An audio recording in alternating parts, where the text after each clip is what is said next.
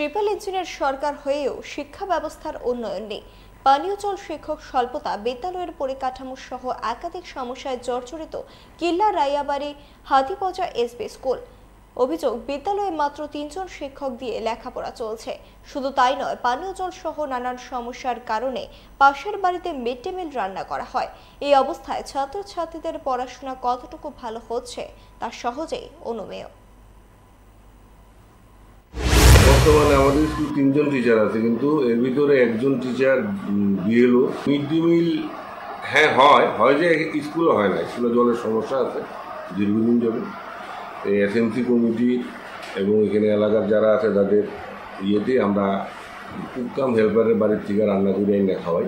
বাচ্চারা বাড়ির থেকে জল নিয়ে আসে, আর আমরা এখান থেকে ওই আমাদের চন্দ্রপুর কলোনি বাজার থেকে পানীয় জল কিছু আইনা রাখি, একটা ড্রাম করে এনে শেষ হইলে আবার একটা ড্রাম আনি।